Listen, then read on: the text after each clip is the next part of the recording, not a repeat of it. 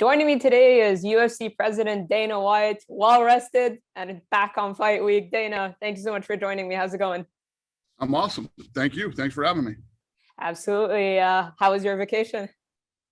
Incredible. It was amazing. It was awesome. It must feel good to disconnect a little bit. You don't get to do that often.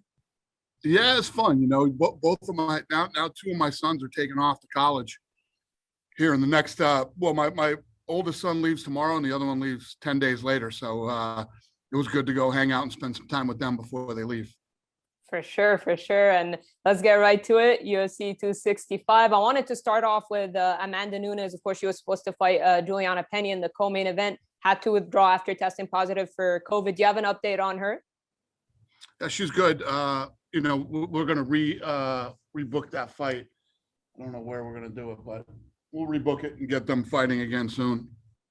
Yeah, is it hard to kind of pin a date just because you want to make sure that she's okay, or is she already kind of recovered a little bit? I say this to you guys all the time. I'm in no hurry. When she's ready to go, we'll get her a fight.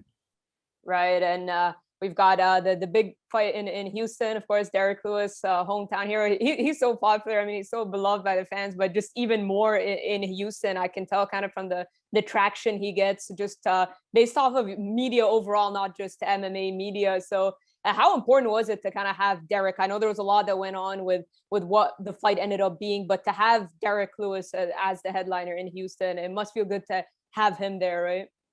Yeah, I'm excited for this fight. Obviously, in the heavyweight division, you have the two best guys in the division, number 2 versus number 3, with number 1 being Stipe Miocic, who just lost. These are the two best heavyweights in the world to find out who will fight Francis Ngannou. It literally doesn't get any better than this. You got, like you said, the hometown favorite, knockout artist Derrick Lewis against undefeated 9-0 Ciryl gane. So it literally doesn't get any better than this in the heavyweight division. And Derrick has an opportunity to become the all-time leader in most knockouts in UFC history, which is crazy because it's not like he's been there for that long, right? So to think that he could make history in his hometown is pretty incredible. It's true. And then even better, I mean, this guy's exciting. He's fun. He knocks people out. He's got a win over the champion and a guy who's never fought the champion and is undefeated. So it literally doesn't get any more perfect than this. Yeah, and on the other side is Ciryl Gane, who obviously has had this incredibly fast rise. To consider that he barely started MMA like 3-4 years ago, and here he is. He goes by the motto anyone, anywhere, and he's kind of lived up to it. And there's a great storyline with him and Francis Ngannou too. So whether it's Derrick or Ciryl that prevail, there's just an incredible story from both sides.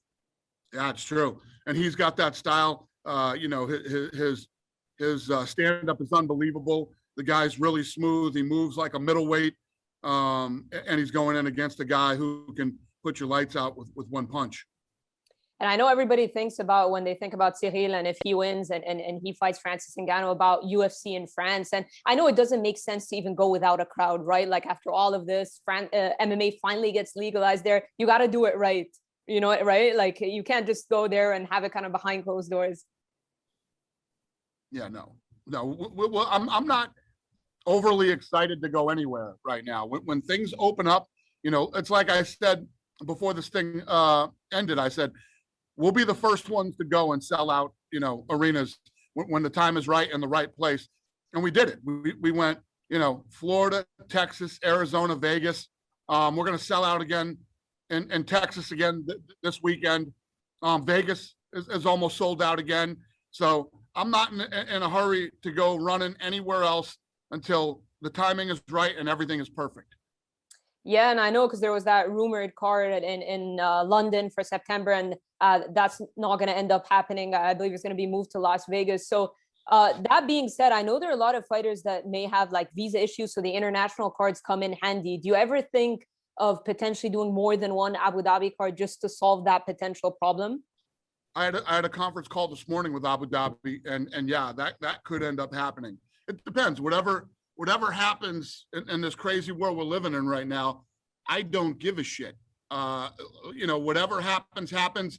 I'm ready for anything now. A year ago, year and a half ago, whatever it was, we'd never faced anything like this. Figured it out, I'm good now for whatever gets thrown at us, whatever happens. And you know, I'm excited. I'm going to go to Abu Dhabi here soon within the next 30 days.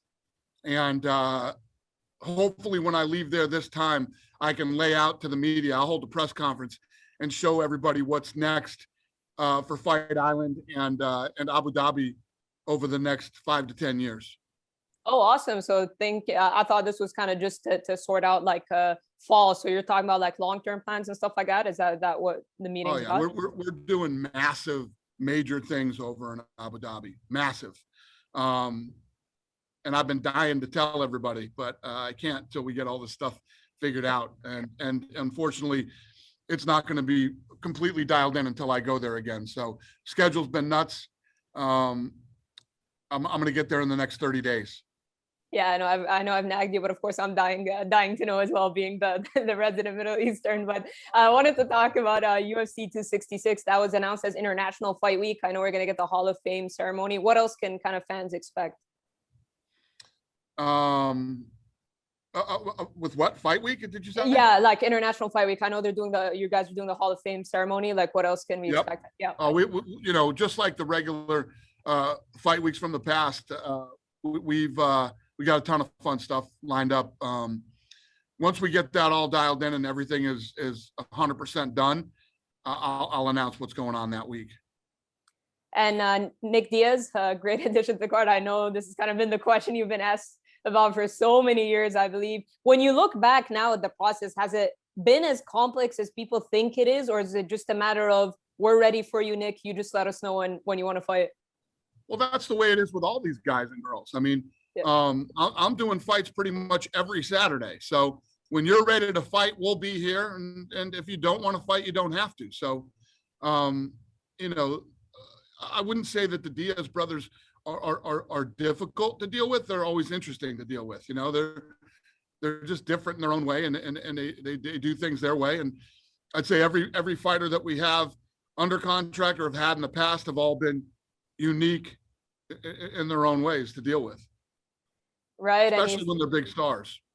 Yeah, and he's rematching Robbie Lawler, which is a great fight. It makes a lot of sense. I was thinking Condit, Lawler, those were the names that I would have wanted to see him against. How did you guys end up with that decision? And was he just, did he like the fight right away? Did he have other ideas in his head? It's a fun fight. It's a fight we've been talking about for a long time. Yeah. And that's the one we ended up putting together. I want to touch on a couple of fights that were announced. Cody Garbrandt and Kai Kara France. Garbrandt moving down to 125. When you see fighters moving down a weight class, especially after we saw what happened with TJ Dillashaw, do you ever worry? Do you ever think that, I know fighters are kind of responsible for their own moves as well, but do you ever think like, you know, there's a performance institute, like if there's certain testing that they should go through before considering a move like that, especially after what happened with TJ? Do you ever worry when you hear a fighter wanting to move down a weight class? But you're right. You know, these guys are in control of their own lives, their own careers, do their thing. I mean, look at Nico. You know what I mean? Yeah, that's their deal, their responsibility. Yeah, and I was actually going to ask about Nico in a bit, but might as well ask about her now. Kind of what's the latest? What's the communication been like? Because obviously it's been a rough past couple of years for her. Yeah, I mean, I don't know off the top of my head, but like, over 3 or 4 of her fights have been canceled. You know, I think that no matter what weight class you put her at, she seems to have a hard time making weight. You know, this might not be the sport for her. And yeah, we talked about kind of like weight cutting and stuff. Jose Aldo is one of the guys that's proven everyone wrong. I think everyone started to worry like, man, moving down to 135, he kind of looked like he had rough weight cuts at 45, and everyone started to doubt him. And he started talking about how 35 is easier than 45, and everyone's like, what is he talking about? And hey, he proved everybody wrong, looked very good, win or lose in his performances. So is that it? Like, is it kind of like going back to saying that the fighters get to kind of control? But from a promotional standpoint, do you ever like worry at all? Do you ever try to intervene in their decision making or no? Yeah, I mean, of course, you know, we're worried when they decide if they think that we think that they're going to make a decision that might be hard on their bodies or tough for them to make or whatever it might be. And they have the people there at the PI to help them out if they don't have their own people. But at the end of the day, it's ultimately their decision. The only time look at Nico and how many times, it's happened. And, once that starts to happen, then we get involved and say, you know what, this isn't working out. Right. And I want to talk a bit more about Garbrandt's move to 125. I mean, it's crazy to think that that division was kind of in jeopardy a few years ago. And we have a great marketable champion in Brandon Moreno, even a very worthy, entertaining fighter in Davison Figueiredo when he was champion. So what does the addition of Cody Garbrandt do? I mean, a former champion, big name, and even Brandon Moreno is talking about wanting to fight him. Yeah, I don't know. We'll see, how things play out here. But yeah, obviously that's a fun fight. Islam Makhachev taking on RDA, third time's a charm, hopefully. Why was it important to keep that match intact? I know he wanted it, but is it a matter of it's kind of hard to find guys who will accept to fight Islam? So it just kind of made sense in that regard? I wouldn't say it's hard to find guys that'll fight him. I mean, now that he's higher ranked, some of these higher ranked guys now will fight him. RDA is a guy, he's a savage. That guy will fight anybody. So,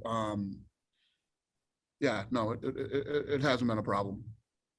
And when you look at Islam, obviously he's got a big following.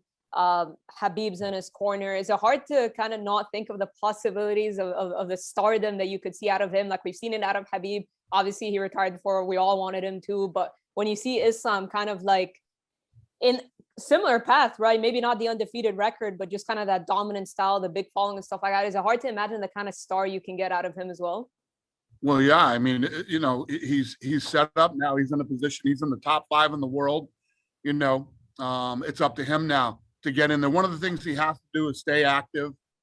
Continue to stay busy and continue to win. You do those things, and you turn into a big star, and you end up possibly being the next Khabib.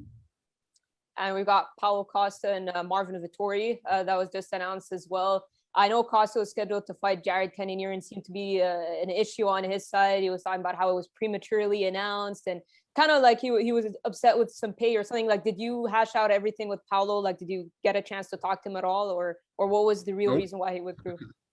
Nope. Listen, you every Saturday we put on fights. Like I say, you want to fight? We got fights for you. We had that fight set up. He had whatever his issues were, and that's it. When he's ready to fight, we're here. So apparently, he's ready to fight now. All right. Want to get an update on Conor McGregor? Have you spoken to him at all since the trilogy of Dustin Poirier? No. Because I know he's talking about, I'm sure you saw like that wheelchair boxing match he was talking about. He said he wasn't going to be physically ready. When you hear him try to do stuff like that, still trying to kind of market stuff. I mean, it's Conor, right? Like he's the ultimate promoter, but like when you see him doing that kind of stuff, like trying to jump into a wheelchair boxing match, what's going through your mind? I didn't see it. I didn't see that. Okay, I think it's for some like charity thing. He said he was going to be ready for the September date, but he wants to do it. Like he's doing it with that comedian Al Foran, who always does the impressions of Conor and stuff. But so I'm assuming you haven't seen that. No, I haven't seen it. All right. And I know a lot of people were talking about a potential fourth fight with Dustin. You seemed open to it. Obviously Conor wants it. Even Dustin seemed open to it. So I know it's really early, but is it crazy to think that he could get that fourth fight right off the bat as his first fight from in his return? Well, that'd be a long time. I mean, Conor's going to be out for a year. So, I mean, that would be a long time to wait. Well, not necessarily wait, but just it being Conor's first fight back. Oh, Conor's first fight back being Dustin. Yeah. I don't know. I mean, who knows what the landscape's going to look like in a year and what's going on. I don't know. I'm not even thinking about that. That doesn't even cross my mind.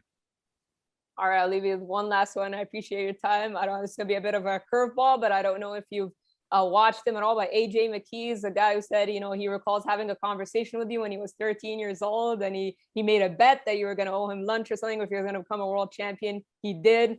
curious to know if you, I know you're on vacation, but if you've at least heard or watched him fight, or what your thoughts are just on AJ McKee. No, but what was our bet?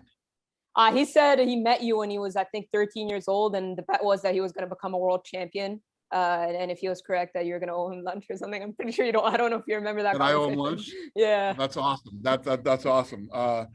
Yeah. Well, if I said it, I'll keep my word and I will buy him lunch. But yeah, no, no, I haven't seen it. I didn't even see our fight on Saturday, unfortunately. So yeah, I haven't seen his. But good for him, and that's an awesome story. All right, Dana, thank you so much for doing this. I appreciate you taking the time. Enjoy the fights this weekend, and looking forward to seeing what the updates are for Abu Dhabi. Thank you. I appreciate it. Thank you so much. Have a good day. Bye-bye. Bye.